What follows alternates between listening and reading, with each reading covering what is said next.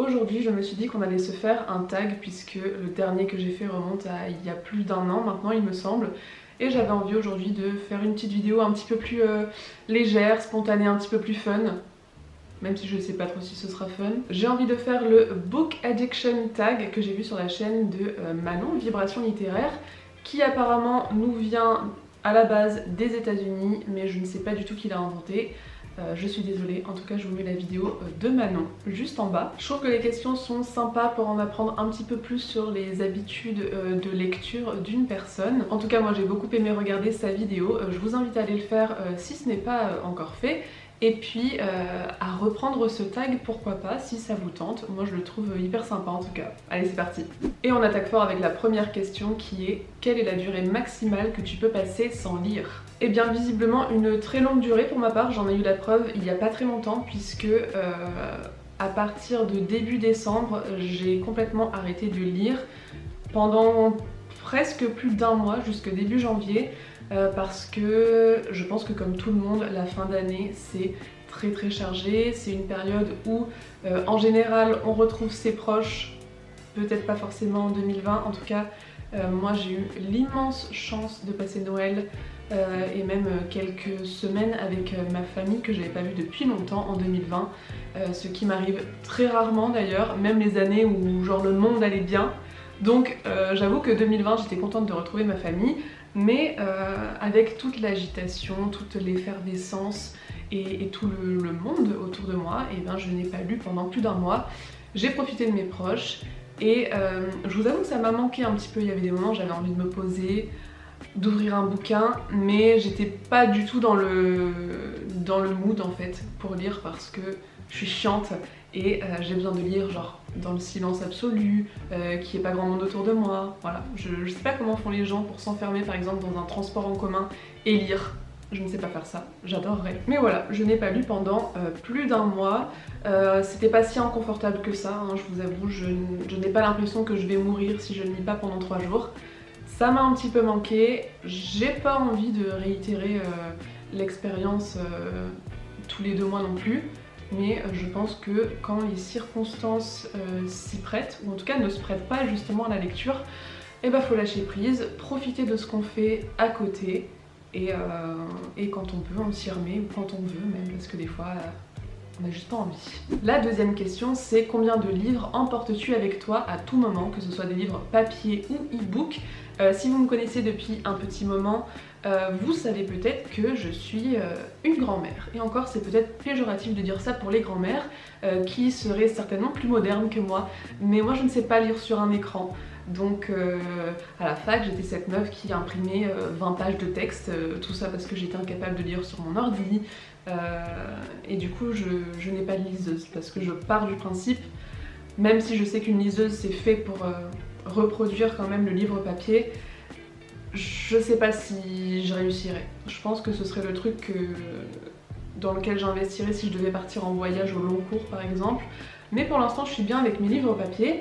Toute cette digression pour dire que au final si je devais emmener un livre avec moi ce serait forcément un livre papier, et que je suis cette fausse lectrice finalement qui n'emmène pas de livre avec elle au quotidien. Je pense que si je vais dormir ailleurs que chez moi, c'est sûr que j'emmène au moins un livre. Mais si je vais genre en ville, même si je prends le bus pendant 20 minutes, je prends pas de livre avec moi parce que je ne sais pas lire dans les lieux publics, je ne sais pas lire dans les transports en commun. Si je vais chez quelqu'un, genre pour un goûter, tu vois, pour l'après-midi, je ne leur fais pas l'affront de prendre un livre pour lire alors qu'on est ensemble. Non, j'ai rarement un livre sur moi, c'est aussi un truc que mon travail m'a fait perdre l'habitude. Cette phrase n'était pas du tout française, mais vous avez compris. Puisque au début, je me souviens que j'amenais des livres en me disant oh, peut-être que pendant ma pause de 30 minutes, je pourrais lire. Mais non, c'est une utopie. Donc ouais, je pense que le travail m'a fait perdre cette habitude et je n'emmène jamais un livre nulle part. À part vraiment si je dors pas chez moi ou si je vais à la plage. Et encore, je sais pas non plus lire sur la plage. Je suis casse-couille, ouais. En troisième question, nous avons: gardes-tu tous tes livres achetés ou reçus, ou bien préfères-tu t'en séparer pour faire de la place pour de nouveaux? Je pense que vous savez que je suis pas très attachée à l'objet livre, que je n'ai aucun problème à prêter mes livres, même si tu me le rends corné, un peu taché, le dos plié, je ne t'en voudrais pas car je fais pareil. Donc non, je suis pas très pour la sacralisation de l'objet en tant que tel, même s'il y a des livres auxquels je tiens énormément et que j'ai pas du tout envie d'abîmer. Mais du coup, j'ai aucun mal à me séparer de livres. J'avoue que des livres qu'on m'a offerts, j'aime un petit peu moins, sauf si je l'ai vraiment détesté ou bien genre que je m'en fous de la personne qui me l'a acheté, mais c'est rare puisqu'en général c'est quand même mes proches et les personnes que j'aime qui m'offrent des livres. Donc là je vais avoir plus de mal je pense à m'en débarrasser parce que je vais forcément rattacher l'objet à la personne et au moment où je l'ai reçu. Mais sinon non, je fais quand même assez régulièrement le tri parce que j'aime pas posséder trop de choses chez moi et ça ne vaut pas que pour les livres. Je fais le tri dans mes fringues, je fais le tri dans toutes mes affaires dès que je commence à me sentir un petit peu submergée par ce qui m'entoure. Et quand j'ai trop, je m'en débarrasse, je donne. Et voilà, comme ça on repart sur de bonnes bases. On peut s'en acheter de nouveau en effet. D'ailleurs, j'ai fait un tri il n'y a pas très longtemps et ma bibliothèque est quand même bien pleine. Et j'aimerais m'en acheter une autre, une petite demi comme ça là. Il n'y a pas de stock chez Ikea. Je ne suis que tristesse parce que je ne peux pas ranger mes bibliothèques. La question 4, c'est combien de temps passes-tu en librairie en moyenne? Alors, je pense qu'en 2020, j'ai passé très peu de temps en librairie, comme tout le monde. C'est vrai que là, c'est quelque chose que je fais plus du tout en ce moment, puisque si je veux des livres, je commande sur le site de la librairie et puis je vais chercher et j'entre et je sors en coup de vent. Parce que bon, c'est pas vraiment la période où j'ai envie d'aller flâner dans les rayonnages, voilà, même aller faire mes courses, je suis pas très fan en ce moment. Donc je dirais que ces 12 derniers mois, j'ai passé peut-être 20 minutes en tout dans une librairie. Mais c'est vrai que quand tout allait encore bien, j'aimais beaucoup aller flâner en librairie. Et d'ailleurs, avant d'être sur les réseaux sociaux et avant d'être sur Booktube, c'est vraiment comme ça que je choisissais mes lectures. J'allais en librairie, je regardais les couvertures, je lisais les résumés de livres dont j'avais pas entendu parler puisque j'étais pas du tout connectée. Et c'était hyper bien. J'adore avoir des recommandations et être un petit peu inondée de plein de gens qui disent des trucs trop bien et d'avoir plein d'envies qui me sont induites par d'autres finalement. Mais c'est vrai que j'ai parfois ce petit côté nostalgique de me dire putain, il y avait plein de livres dont j'avais jamais entendu parler et la seule façon pour moi de les découvrir avant c'était d'aller en librairie. C'était trop bien et je pouvais y passer beaucoup de temps. J'espère d'ailleurs qu'on pourra bientôt, enfin que la vie reviendra à la normale en général et qu'on pourra faire tout ce qu'on veut. Un de ces quatre. Mais sinon je pense que je peux rester 1 heure en librairie facile. Question 5, combien de temps passes-tu par jour à lire? Là encore une fois, c'est une réponse qui varie en fonction de mes journées, en fonction de ce que j'ai à faire. Pareil, avec le travail, j'ai perdu l'habitude de lire quand je voulais, forcément. Quand on a des obligations, on ne peut pas faire tout ce qu'on veut quand on veut. Du coup, je lis quand même assez rarement le matin. C'est quelque chose que j'aime bien faire quand j'ai le temps, mais j'ai plus l'habitude de lire le soir, souvent avant de dormir. Et là, en fonction de la fatigue ou du temps que j'ai, ça peut varier vraiment de 0, parce que je lis pas forcément tous les jours, sans exception, à, je sais pas, 1 heure, 2 heures, 3 heures pour les journées où je fais que ça, avec des pauses par contre, parce que j'ai du mal à me concentrer longtemps, malheureusement. Ouais, je saurais pas trop dire. Qui se met un chronomètre quand on lit? Pas moi. Ah, et finalement j'ai déjà répondu à la question 6, puisque c'était à quel moment de la journée préfères-tu lire? Question 7, combien de livres possèdes-tu en tout? Je n'en ai aucune idée. Je ne fais pas partie de ces gens qui ont rentré genre l'entièreté de leur bibliothèque sur une quelconque application ou un quelconque site. Donc je sais pas combien de livres je possède et vraiment je pense que j'en ai beaucoup plus que ce que je crois. Mais je peux essayer de faire un calcul vite fait. Genre 7, 8, 9, 10, 11, 12, 13, 14, 15, 16, 17, 18, 19, 20, 21, 22, 23, on va dire 25. 1, 2, 3, 4, 5, 6, 7, 25 x 7.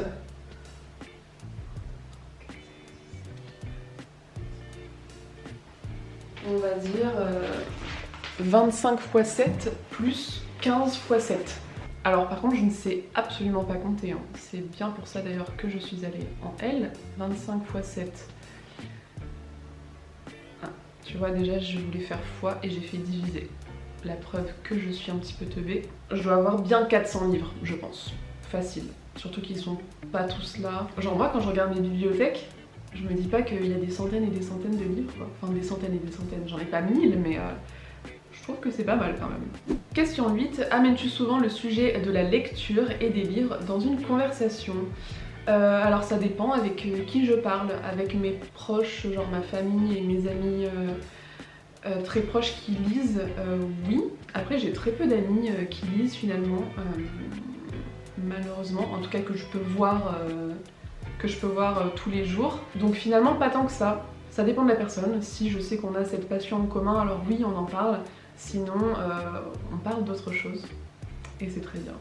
Question 9. Quel est ton plus gros livre lu? C'est un livre que j'ai lu en 2020 et c'est la deuxième intégrale de L'Assassin Royal, la première époque de Robin Hobb. Donc il fait 1120 pages, je crois. Il est énorme. La question 10 c'est y a-t-il un roman que tu possèdes, que tu devais avoir à tout prix? Genre tu as fait des pieds et des mains pour l'avoir. Recherche en librairie, en ligne, harceler un auteur. C'est très flippant ça quand même de faire ça. Je crois pas qu'il y a un roman où vraiment je me suis démenée pour l'avoir. Peut-être qu'on peut dire que dernièrement, je vous ai montré dans ma vidéo Top Flop 2020, je me suis acheté une édition de Chroniques martiennes qui date des années 60 il me semble, que j'avais vue sur Instagram parce que l'une d'entre vous m'avait tagué sur le post de quelqu'un qui a un compte, je me souviens pas du pseudo d'ailleurs, je suis désolée. Mais du coup oui, dans les commentaires les gens savaient pas trop quelle était la maison d'édition, il y a des gens qui l'ont reconnu, il y a des gens qui étaient pas sûrs, et du coup j'avais fait mes petites recherches et en effet j'avais trouvé le bouquin et je le trouvais tellement magnifique que je l'ai acheté d'occasion, mais bon c'était pas extrêmement ardu quoi à trouver. Et par contre, je sais pas, est-ce que ça compte le fait que j'ai fait la queue pendant plus d'1 heure je pense aux Utopiales en 2019 pour acheter et me faire dédicacer la deuxième partie de Justicière de Brandon Sanderson. Je pense que c'est pas mal en termes de dedication. Surtout que moi vraiment faire la queue c'est genre, je déteste ça. Si je rentre dans un magasin et qu'il y a la queue, je sors. Je reviendrai une autre fois. Je sais pas pourquoi, j'ai horreur de ça. Il y a un livre que je galère à trouver j'avoue, c'est Moon Palace de Paul Auster dans l'édition dans laquelle je l'ai lu moi quand je l'ai lu il y a presque 10 ans maintenant, parce que Babel a refait toutes les couvertures de Paul Auster qui sont maintenant un peu rouges, orangées, assez sombres. Ils ont plus leur petit bandeau blanc qu'ils avaient avant. Et c'est très joli ces nouvelles éditions, mais moi je suis attachée aux vieilles et je veux mon Moon Palace avec mon bandeau blanc et cette image là de New York. Mais je le trouve pas. Donc je pense que je le trouverai d'occasion un jour, mais pour l'instant c'est pas encore le cas. Je suis triste, c'est le seul qui me manque que j'ai déjà lu de Paul Auster. Question 11. As-tu déjà lutté pour finir un roman car tu refusais de l'abandonner? Non, je pense que j'ai jamais fait ça de ma vie. Même quand j'étais en cours, c'est pour vous dire à quel point j'étais un cancre parfois. Je me souviens très peu d'avoir fini mes lectures obligatoires, à part vraiment genre au collège. Mais au lycée, j'ai eu tellement de lectures obligatoires que j'ai l'impression que je n'ai jamais lu. Alors je recommande pas de faire pareil. Si j'avais été plus investie, je n'aurais peut-être pas eu 9 d'ailleurs à mon bac de littérature. Mais non, pour vous dire, même dans mes lectures obligatoires, j'ai jamais réussi à me forcer. C'est pas pour mes lectures de loisirs que je vais le faire. D'ailleurs je le mentionne souvent, je commence des livres, je les abandonne si ça ne me plaît pas. J'essaie quand même de leur laisser une chance. Genre j'abandonne pas un livre à la page 30, je pense que ça m'est très rarement arrivé, au moins jusqu'à la page 100. Si le livre est très long, j'essaie d'aller jusqu'à la moitié, mais si à la moitié ça me plaît toujours pas, je me torture pas, je vois pas l'intérêt. Il y a tellement d'autres meilleures façons d'utiliser notre temps libre. Question 12, on va parler objectifs littéraires, puisque on nous demande quels sont tes 3 plus importants objectifs en 2021. J'aime pas trop parler en termes d'objectifs pour la lecture parce que ça fait très performance et je ne lis pas pour réaliser une quelconque performance. Par contre, c'est vrai que j'ai quelques envies pour 2021. Je l'ai déjà mentionné dans ma dernière vidéo, je vous avais dit que 2020 pour moi a été très orienté imaginaire et SFF en général. Et c'est quelque chose que j'adore, mais c'est vrai que les années précédentes, je lisais quand même plus de choses diversifiées. Donc cette année, j'ai envie de recommencer et de lire toujours autant d'imaginaire, mais aussi de lire un petit peu plus de classiques qu'en 2020, un petit peu plus de non-fiction, un petit peu plus de contemporain peut-être. Lire ce qui me fait plaisir en fait, et je n'aime pas que l'imaginaire. Et c'est vrai que je me suis beaucoup cantonnée en 2020 à l'imaginaire, mais c'est aussi parce que j'ai commencé des sagas, et justement ce serait ma deuxième envie de 2021 qui du coup est un petit peu paradoxale, mais j'aimerais quand je commence une saga la continuer en fait, parce que j'ai tendance à lire un tome d'une saga, puis le deuxième 2 ou 3 ans après, et j'ai une mémoire de poisson rouge, enfin ça ne fonctionne pas. Et du coup ça m'amène à mon troisième point, ma troisième envie qui serait de lire plus. Non pas pour une question de performance comme je viens de le dire, mais parce que à un moment donné, il faut quand même être réaliste et lucide. Je pense que je perds énormément de temps sur mon téléphone, comme beaucoup de gens, et ça m'attriste beaucoup parce qu'il y a encore pas si longtemps que ça, j'étais pas du tout une meuf à téléphone. Et je le suis encore pas trop comparé à la plupart des gens qui m'entourent, je pense, mais moi j'ai un seuil qui est quand même très bas, tu vois, genre de tolérance au téléphone et à la technologie en général. Et moi je me suis mise sur Instagram, enfin vraiment sur les réseaux, même sur Facebook, genre tard, genre quand j'étais en master, j'avais 23 ans. Et tout le monde était déjà sur Instagram depuis des millénaires, ma petite sœur était déjà sur Snapchat et tout, moi j'en avais rien à péter de tout ça. Et je vous avoue que je pense que je lisais quand même plus avant, ou en tout cas que j'étais moins distraite, moins divertie par tous ces trucs finalement pas très utiles, même si j'aime beaucoup regarder des vidéos, j'aime beaucoup regarder les stories des gens sur Instagram, j'aime bien savoir ce que vous faites, j'aime bien savoir ce que vous lisez, mais je perds du temps. Je perds du temps et j'aime pas ça parce que on est tous humains, on est tous pareils et c'est très facile de se laisser un petit peu engrainer dans cette spirale où genre on sait pas quoi faire, on attrape notre téléphone et on regarde des trucs et ça dure 45 minutes alors qu'on pensait que ça n'avait duré que 5 minutes. Donc ma troisième envie pour 2021, ce serait de délaisser ce téléphone, chose que je sais faire en plus, mais de le faire encore plus. J'ai envie que vraiment ce soit mon outil de communication, genre pour appeler des gens, pour envoyer des textos, pour regarder les réseaux sociaux bien évidemment, mais peut-être pas autant qu'aujourd'hui. Parce que je pense que le temps que je ne passerai plus sur mon téléphone, je pourrais l'utiliser à lire plus, à lire mieux, plus concentrée, et puis juste, je sais pas, être plus présente dans cette vie réelle quoi. Enfin voilà, encore une fois, je me dis il faut être réaliste aussi, je suis pas non plus complètement accro à mon téléphone, j'ai plus Twitter d'ailleurs, il y a plein d'applications que j'ai pas Facebook sur mon téléphone, il y a plein de trucs dont je me fous, mais je pense que je peux encore faire mieux. Je dis pas ça du tout péjorativement en mode les téléphones c'est le mal, non non. Chacun fait ce qu'il veut, mais moi j'ai juste envie de passer plus de temps à lire qu'à regarder des trucs sur Instagram quoi. Je parle beaucoup trop, je pensais que cette vidéo allait être courte et en fait non, je raconte ma life. Question 13, as-tu déjà converti quelqu'un à la lecture? Ben je sais pas, à vous de me le dire. Est-ce que vous êtes un jour tombé sur une de mes vidéos et que vous n'aviez pas trop lu et est-ce que ça vous a donné envie de lire? Je sais pas, j'ai l'impression que sur Booktube on est quand même souvent des gens qui sont déjà passionnés de base, ou en tout cas qui aiment bien lire, et Booktube, Bookstagram alimente cette passion. Je sais pas s'il y a des gens qui regardent Booktube et qui ne lisent pas du tout. Franchement je serais curieuse de le savoir. Par contre j'ai quand même fait lire à une de mes sœurs toute la trilogie de 1Q84 de Haruki Murakami, alors que je pense qu'elle ne lit genre qu'un ou deux livres par an. Et ça, je n'en suis pas peu fière, d'autant qu'elle a beaucoup aimé. Et enfin, dernière question, qui est d'ailleurs une affirmation, un ordre même, devrais-je dire.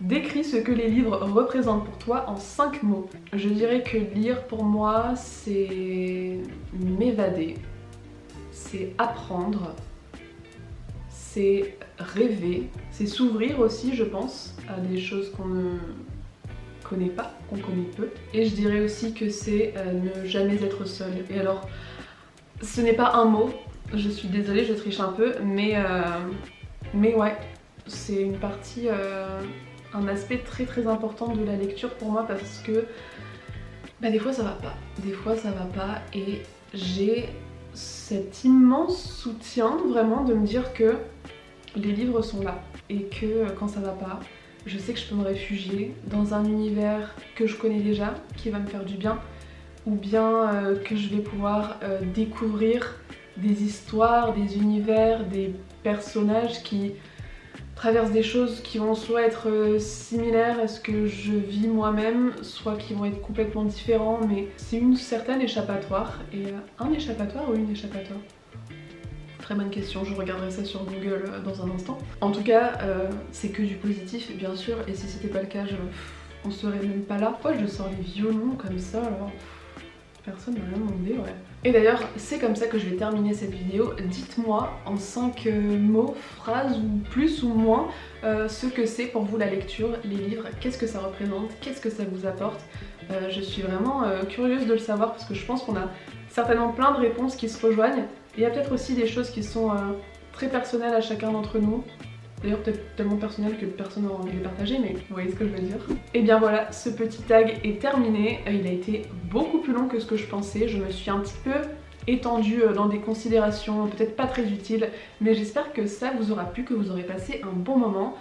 Comme je vous le disais, n'hésitez pas à le reprendre si ça vous intéresse. Je le regarderai avec plaisir parce que je le trouve vraiment super intéressant.